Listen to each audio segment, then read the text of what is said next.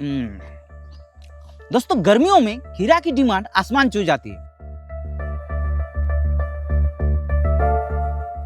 और अगर सही तरीके से खीरा की खेती की जाए तो सिर्फ 40 से 50 दिन में आपका खेत मुनाफा का मशीन बन सकता है।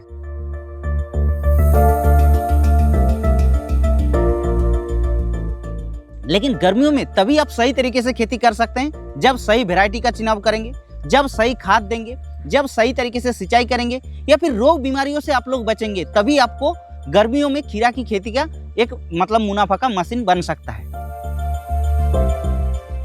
तो आज हम इसी के बारे में आपको बताएंगे और जैसा कि आप लोग देख सकते हैं, हम एक अभी खीरा की खेत के अंदर ही खड़ा हूं।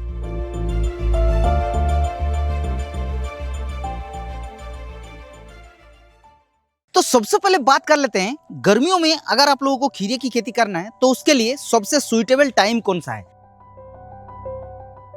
तो आपको बता देते हैं, अगर आप लोग गर्मियों में खीरे की खेती करना चाहते हैं तो जनवरी के आखिरी हफ्ता में या फिर जो मार्च का स्टार्टिंग हफ्ता है, इसके बीच में अगर आप लोग खीरे को लगा देते हैं तो निश्चित तौर पे आपको जब मार्केट में रेट अच्छा रहेगा उसी समय पर आपका खीरा मार्केट में जाएगा, क्योंकि आपका माल तभी निकलेगा। लेकिन उसके लिए आप लोगों को बहुत सारे काम के ऊपर ध्यान रखना पड़ेगा।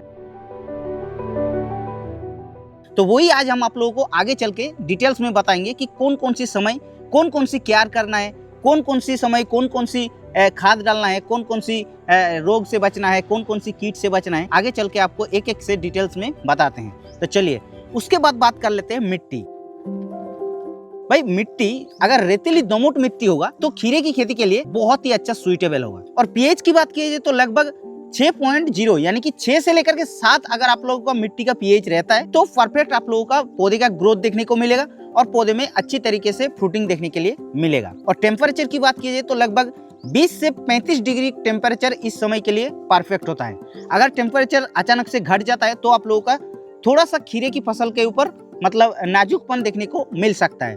और बाई चांस खीरे की फसल में टेम्परेचर थोड़ा बढ़ भी जाता है तो उतना ज़्यादा कोई इफेक्ट नहीं पड़ता है। लेकिन टेम्परेचर घटने पर आप लोगों का खीरे की फसल के ऊपर थोड़ा सा फंगस आने का डर रहता है। पौधे का ग्रोथ का जो सही ग्रोथ होता है वो हो सकता है थोड़ा सा कम हो। इस तरीके से छोटे छोटे प्रॉब्लम आपको देखने को मिल सकता है अगर टेम्परेचर डाउन होता है। अब बात कर लेते हैं खेत की तैयारी और बेसल डोज के बारे में।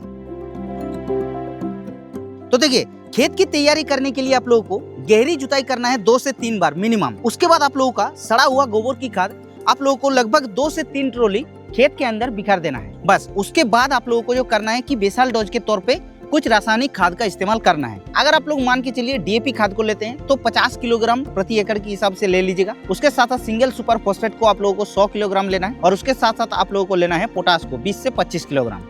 इस तीनों खाद को आप लोग मिला करके बेसल डोज के तौर पे दे सकते हैं। बाकी इस समय के लिए और कोई ऐसे खाद का डालने का जरूरत नहीं है। हाँ, अगर हो सकते हैं तो आप लोग सीवीड एक्सट्रैक्ट युक्त जो खाद होता है बायोविटा ग्रेन्यूल्स या फिर जो सागरिका Z++ उसमें से किसी को ले सकते हैं, क्योंकि उसको लेने से पौधे को लंबे समय तक न्यूट्रिशन मिलता रहता है और पौधे के अंदर जो फल होगा वो सही होगा और फ्रूटिंग भी ज्यादा देखने को मिलेगा, क्योंकि फूल की संख्या को भी बढ़ा देता है। बाकी अब मेन बात आती है वैरायटी। तो देखिए दोस्तों, ये जो आप लोग खेत देख रहे हैं, इस खेत के अंदर जो वैरायटी लगा हुआ है वो आप लोगों का देसी वैरायटी है। आप लोग फल इसका देख सकते हैं और अगर आप लोग हो सके तो हाइब्रिड वैरायटी को भी ले सकते हैं, कोई दिक्कत नहीं है। देसी वैरायटी को लेने में मार्केट में 3 से 4 रुपया 5 रुपया महंगी रेट में बिकता है, इसीलिए इस किसानों ने जो देसी वैरायटी है उसको चुने हैं। और एक चीज, देसी वैरायटी के अंदर ज्यादातर रोग प्रतिरोध क्षमता, सहनशील क्षमता जो होता है वो बहुत ही ज्यादा होता है, जिसके लिए अगर थोड़ा बहुत मौसम खराब भी हो जाता है तो देसी वैरायटी जो होता है, देसी पौधा जो होता है वो खराब नहीं होता है। इसलिए किसानों ने इसको देसी वैरायटी को सिलेक्ट किए हैं। तो देखिए, हाइब्रिड वैरायटी आप लोगों को कुछ बता दे रहे हैं जो कि बहुत ही फेमस है, बहुत ही पॉपुलर वैरायटी है। सबसे पहला मेरा जो पसंद है वो होता है VNR का क्रिश वैरायटी, जो कि उसको हम क्यों बोल रहे हैं, क्योंकि वो एक ऐसा वैरायटी है लगभग 30 से 35 दिन के अंदर आप लोगों को पहला तुड़ाई दे देता है वो। हाँ, इतने शॉर्ट टाइम के अंदर ये फ्रूटिंग देता है। और फल का साइज देख सकते हैं, ये जो फल देख रहे हैं ना, ये VNR का क्रिश वैरायटी का ही फल है। और बात कीजिए नेक्स्ट वैरायटी तो जैसे कि सेमिनिच कंपनी का मालिनी है या फिर जैसे कि सिंजेंटा का ग्लोसी है, ऐसे विभिन्न वैरायटी मार्केट में पॉपुलर वैरायटी आप लोगों को मिल जाएगा। कोई भी एक अच्छा वैरायटी को ले लीजिएगा और लगा दीजिएगा। अब बात कर लेते हैं वैरायटी सिलेक्ट करने के बाद लगाने के परी। सबसे पहले तो बीज को लेने के बाद अगर हो सकता है तो सीड ट्रीटमेंट थोड़ा सा कर लीजिएगा। बीज उपचार 2 ग्राम प्रति 200-300 ग्राम जितने बीज लेंगे 2-3 ग्राम आप लोग साफ पाउडर जो आता है मैनकोजेब कार्बेंडाजिम युक्त जो फफूंदनाशक आता है उसको थोड़ा सा मिला लीजिएगा। उसके बाद आप लोग बुआई करेंगे तो क्या होगा कि शुरुआती चरण में 20 से 25 दिन तक पौधे में फंगस का जो प्रकोप होने का डर रहेगा वो आपका नहीं होगा। अब बात कर लेते हैं प्लांट टू प्लांट डिस्टेंस कितना रखना है और बेड टू बेड का डिस्टेंस कितना रखना है। तो यहाँ पर आप लोग देख सकते हैं जो पौधे से पौधे का डिस्टेंस है वो लगभग 2 से 3 फीट रखा गया है और जो बेड से एक बेड से दूसरे बेड का डिस्टेंस है वो लगभग 4.5 से 5 फीट के आसपास रखा गया है। तो आप लोग भी इस तरीके से बेड टू बेड डिस्टेंस रख सकते हैं, प्लांट टू प्लांट जो डिस्टेंस है वो रख सकते हैं। लेकिन ध्यान ये रखनी है कि गर्मियों के सीजन में थोड़ा सा ज़्यादा दूर नहीं करना है। अगर ज़्यादा दूर कर देंगे तो आप लोगों का जो खीरा का पौधा है वो पतला हो जाएगा, जिससे आपका उसके अंदर जो फ्रूटिंग है वो कम देखने के लिए मिल सकता है। और एक चीज़ क्या होगा, जब आप लोग सिंचाई करेंगे, आगे चल के हम सिंचाई के बारे में बात करने जा रहे हैं, लेकिन थोड़ा सा आप लोगों को पहले बता देते हैं, जब आप लोग उस समय सिंचाई करेंगे तो क्या होगा कि मिट्टी जो है वो ज़्यादा देर तक आप लोगों का नमी बना रहेगा। अगर आप लोग पास से थोड़ा सा लगाते हैं, क्योंकि उसके अंदर छाव रहेगा, तो छाव रहेगा तो नमी ज़्यादा रहेगा, इस चीज़ को ध्यान रखना है। अब बात कर लेते हैं सिंचाई का डिटेल्स में कि कब कब सिंचाई करना है, कैसे करना है। देखिए, अगर आप लोग मल्चिंग विधि से करते हैं, ड्रिप इरिगेशन से करते हैं तो सबसे बेस्ट है। थोड़ा सा बूंद बूंद सिंचाई चला देते हैं, ड्रिप इरिगेशन चला देते हैं तो आप लोगों का पानी का खपत कम रहेगा। कोशिश कीजिएगा ड्रिप इरिगेशन करने का। अगर ड्रिप इरिगेशन आपके उधर नहीं है, आप लोग नॉर्मली लगाते हैं तो कोई दिक्कत नहीं है, फ्लड विधि से भी आप लोग सिंचाई कर सकते हैं जैसे इन्होंने किए हैं।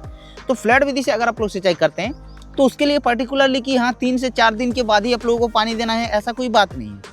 आपका जब मिट्टी सूखेगा कि लग रहा है कि हाँ भाई मिट्टी अभी सूखने जा रहे हैं, तो आप लोग तुरंत सिंचाई कर दीजिएगा। लेकिन एक चीज़ ध्यान रखना है, जब आप लोगों का फ्रूटिंग का स्टेज होगा तो उस समय जब फल आएगा तो उस समय ज़्यादातर कोशिश करना कि नमी रखना। तो अभी हम लोग बात कर लेते हैं खीरे की फसल को अगर गर्मियों के दिन में उगाना है तो उसके लिए सबसे जो ध्यान रखने की जरूरत पड़ता है वो होता है रोग और कीट। अगर सही तरीके से कुछ कीट होता है जिसको अगर नियंत्रण नहीं करते हैं तो आप लोगों का पूरी खीरे की फसल को बर्बाद कर देता है। और ऐसा ही कुछ बीमारी है, उस बीमारियों से आप लोगों को सही से बचना है, नहीं तो आपका खीरा की खेती पूरा बर्बाद हो जाएगा। तो चलिए डिटेल्स में आपको बताते हैं कि कौन कौन सी कीट होता है और कौन कौन सी रोग होता है। सबसे पहले शुरुआती चरण में खीरे की जब आप लोग बुआई कर दिया है तो उसके बाद उगने के बाद 2-3 पत्ते जब हो जाएगा तो उस समय थोड़ा सा आप लोगों का जो बीटल होता है, रेड बीटल, उसका प्रकोप देखने को मिल सकता है। क्योंकि उसको अगर आप लोग कंट्रोल नहीं करते हैं तो वो क्या करता है, पत्ते को वो खाते रहता है और पत्ते को खाएगा तो जो पत्ते के अंदर सेल्स होगा वो डैमेज होगा और सेल्स डैमेज होगा तो ऑटोमेटिकली पौधा जो है वो धीरे धीरे खत्म होते चला जाएगा। इसीलिए रेड बीटल को आप लोगों को नियंत्रण करना है। उसके लिए कुछ नहीं, इमिडाक्लोप्रिड को स्प्रे कर सकते हैं, प्रोफेनोफॉस को स्प्रे कर सकते हैं, थाइमेथोक्सैन को स्प्रे कर सकते हैं, वो कंट्रोल हो जाएगा। उसके लिए कोई ऐसा हाई महंगे पावरफुल दवाई का जरूरत नहीं पड़ता है। दूसरा चीज़, जब आप लोगों का खीरे की फसल बड़ा हो जाएगा तो उस समय आप लोगों का व्हाइट फ्लाई का प्रकोप देखने के लिए मिल सकता है। सफ़ेद मच्छर जो होता है वो क्या करता है, पत्ते का क्लोरोफिल को सकिंग करता है और पत्ते को खराब करता है, पत्ते को वायरस में कन्वर्ट कर देता है। तो इस चीज़ को ध्यान रखते हुए सफ़ेद मक्खी के लिए आप जैसे कि यूपीएल का उलाला जो फ्लोनिकामिड आता है उसको स्प्रे कर दीजिएगा, या फिर जैसे कि रोनफेन आता है बेस्ट एग्रो का, उसको स्प्रे कर दीजिएगा, तो वो आसानी से कंट्रोल हो जाएगा। बाकी और जैसे फ्रूट आने का समय होगा, यानी कि फल लगने का समय होगा, तो उस समय आप लोगों का जो फल मक्खी होगा, फ्रूट फ्लाई, उससे आप लोगों को बचना है। तो नहीं तो क्या होगा, फल जो है वो टेढ़ापन देखने को मिलेगा, फल जो है वो खराब होते निकलेगा। तो इसीलिए आप लोगों को उस समय पर पहले अगर आप लोग फ्रूट फ्लाई ट्रैप को लगाकर रख देते हैं तो ठीक है। और अगर आप लोग फ्रूट फ्लाई ट्रैप को नहीं लगाते हैं तो उसके लिए आप लोग जैसे कि बायर का सोलोमोन आता है, जो थाइमेथोक्सैन आता है, या फिर जो आली का आता है, इन सारी दवा को आप लोग इस्तेमाल कर दीजिएगा। अब बात कर लेते हैं फंगस, क्योंकि अब कोई ऐसे बड़ी कीट इसके अंदर देखने को नहीं मिलता है, यानी कि जो इल्ली होता है वो नहीं देखने को मिलता है। बाकी हम लोग बात कर लेते हैं फंगस के बारे में। तो शुरुआती चरणों में थोड़ा सा आप लोगों का जो डंपिंग और कोलर रूट वगैरह जो बीमारी होता है उसका अटैक हो सकता है। तो उसके लिए आप लोग जैसे कि नॉर्मली जो मेटालेक्सी मैनकोजेब, जो रिडोमिल गोल्ड वगैरह, या फिर जो कार्बेंडाजिम मैनकोजेब वगैरह स्प्रे कर देते हैं, रोकोथाइफिनोड मिथाइल, तो आसानी से कंट्रोल हो जाएगा। तो अब आती है खीरे की फसल का सबसे खतरनाक दुश्मन, जी हाँ, जिसको डाउनी मिल्ड्यू बोला जाता है। अगर डाउनी मिल्ड्यू को सही तरीके से नहीं पहचान पाते ना तो आपका खीरे की फसल 3 से 4 दिन में रातों रात खत्म हो जाएगी। इस चीज़ को ध्यान रखते हुए डाउनी मिल्ड्यू से बचना है। डाउनी मिल्ड्यू आप लोगों को कुछ लक्षण उसका दिखा देते हैं। देखिए यहाँ पर आप लोग देख सकते हैं पत्ते के अंदर छोटे छोटे इस तरीके से पीले धब्बे दिखाई दे रहे हैं ऊपर के हिस्सों में। लेकिन इसका मेन लक्षण क्या है कि पत्ते को जैसे आप लोग पलटेंगे तो उसका नीचे भी सेम ऐसा ही पत्ते के अंदर धब्बे धब्बे देखने को मिलेगा। तब आप लोग समझ लेना कि ये डाउनी मिल्ड्यू है। और ये एक बार अगर लग जाता है तो ये 3 से 4 दिन के अंदर पूरा खेत को खत्म करता है। टाटा कंपनी का सार्थक आता है, या फिर जैसे कि एजॉक्सिस्ट्रोबिन और मेनकोजेब जो एवेंसर ग्लो आता है, या फिर जो एक्रोबेट कंप्लीट आता है, या फिर जो बायर का इन्फिनिटो आता है। ऐसे बहुत सारी दवाई आती है दोस्तों, आप लोग उस दवा को इस्तेमाल कर सकते हैं। बहुत ही शानदार तरीके से ये खीरे की फसल को मतलब जो डाउनी मिल्ड्यू है उससे बचा देता है। तो इस तरीके से दोस्तों इस छोटे छोटे पॉइंट को ध्यान रखते हुए अगर आप लोग खीरे की खेती करते हैं तो निश्चित तौर पे आप लोगों को इसके अंदर सक्सेसफुल देखने को मिलेगा। तो ये वीडियो कैसा लगा आप लोग नीचे एक लाइक करके बताना। बाकी हमारे इस चैनल पर पहली बार आ रहे हैं तो चैनल को सब्सक्राइब भी कर सकते हैं, क्योंकि हम लोग इस चैनल पर ऐसा न्यू वीडियो आप लोगों के लिए डालते रहते हैं।